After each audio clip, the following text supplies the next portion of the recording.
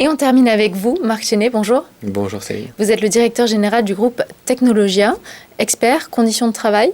Et un peu plus large aussi. Et un peu plus large, auprès de tous les acteurs qui s'occupent des salariés dans les entreprises, donc principalement les représentants du personnel, mais également les directions qui travaillent avec les représentants du personnel. Donc quel est votre rôle, quelle est votre mission? Alors depuis 30 ans, en fait, notre mission, c'est de regarder un petit peu les conditions de travail des salariés liées à tout type de projet. Ça peut être des déménagements, des réorganisations, toutes ces choses-là. Et puis après, on va aller beaucoup plus loin. On peut aller dans des crises sociales, des crises psychosociales. Et donc, nous avons été amenés à travailler sur tous ces sujets-là. Et puis après, on a ouvert notre spectre. C'est-à-dire qu'on les conseille d'un point de vue aussi économique, stratégique, tous ces plans qui font que le dialogue social entre les directions et les représentants du personnel se fluidifie avec des experts comme nous. Quels sont les grands paris d'un groupe comme le vôtre?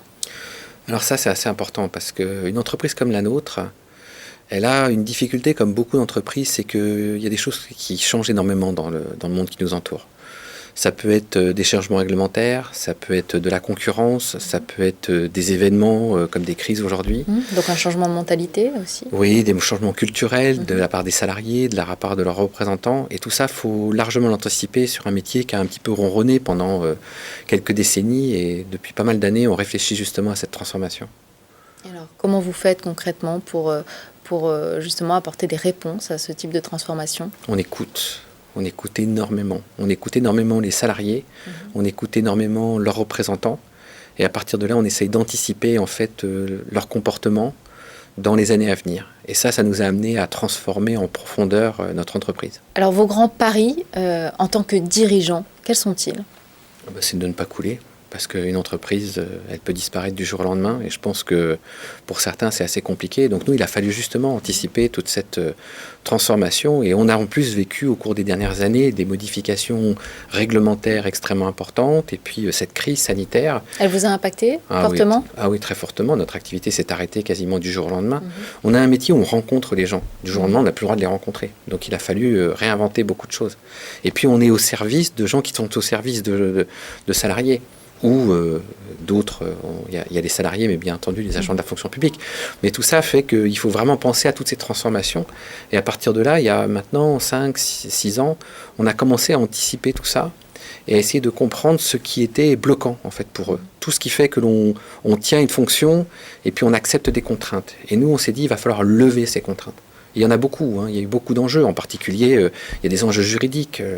Tout ce qui est légal évolue énormément et les représentants parfois ont besoin de conseils instantanés, certifiés, etc. Donc on a été en particulier au niveau du groupe obligé de monter un cabinet d'avocats, par exemple. Ensuite, on a monté des applications qui parlent entre les différents acteurs. Donc vous êtes digitalisé? On s'est complètement digitalisé. Vous avez mis à profit ce temps un peu suspendu pour justement développer malheureusement, ces technologies-là? Tout à fait. Et malheureusement et heureusement pour nous, on pensait à développer ces technologies parce qu'on sait qu'il y a une distanciation qui se met entre les salariés et leurs représentants. Et en fait, vous avez été obligé de le faire très vite. La crise a amplifié le phénomène.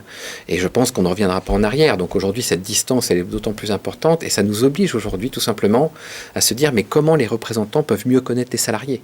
Et à partir de là, on s'est dit, mais on va monter en fait des applications qui vont permettre aux représentants de mieux représenter, en quelque sorte, de mieux connaître, de mieux dialoguer sous des formes ascendantes, des formes descendantes, des chats, de l'instantanéité, qui fait que là où ils sont en grande difficulté aujourd'hui relationnelle, eh bien nous, on leur propose de se remettre en proximité.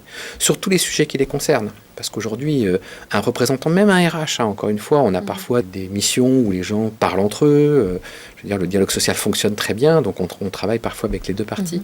Mais tout ça, ça fait que ce que l'on souhaite, c'est qu'ils puissent discuter entre eux, mais en ayant une très très bonne connaissance de ceux qu'ils représentent.